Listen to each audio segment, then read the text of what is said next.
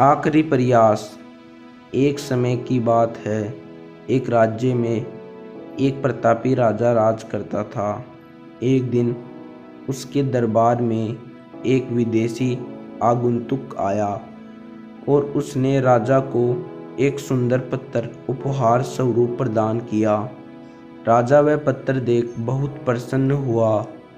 उसने उस पत्र से भगवान विष्णु की प्रतिमा का निर्माण कर उसे राज्य के मंदिर में स्थापित करने का निर्णय लिया और प्रतिमा निर्माण का कार्य राज्य के महामंत्री को सौंप दिया। महामंत्री गांव के सर्वश्रेष्ठ मूर्तिकार के पास गया और उसे वह पत्र देते हुए बोला, महाराज मंदिर में भगवान विष्णु की प्रतिमा स्थापित करना चाहते हैं। 7 दिवस के भीतर इस पत्र से भगवान विष्णु की प्रतिमा तैयार कर राजमहल पहुंचा देना।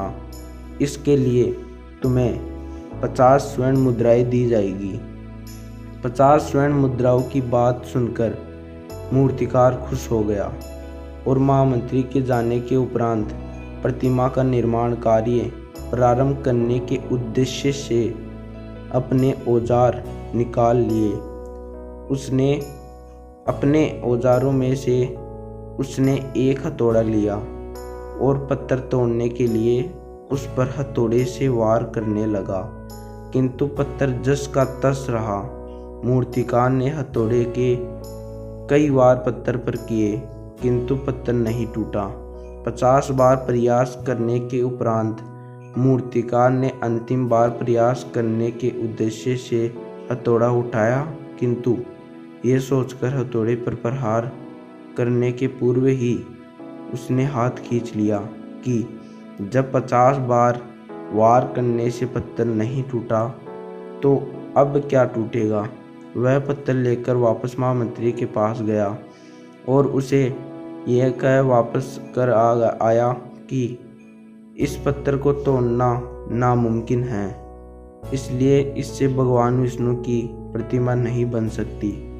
महामंत्री को राजा का आदेश हर स्थिति में पूर्ण करना था, इसलिए उसने भगवान विष्णु की प्रतिमा निर्मित करने का कार्य गांव के एक साधारण से मूर्तिकार को सौंप दिया।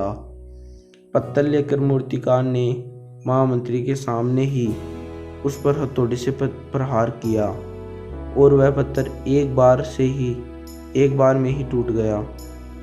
पत्थर टूटने के बाद मूर्तिकार प्रतिमा बनाने में जुट गया।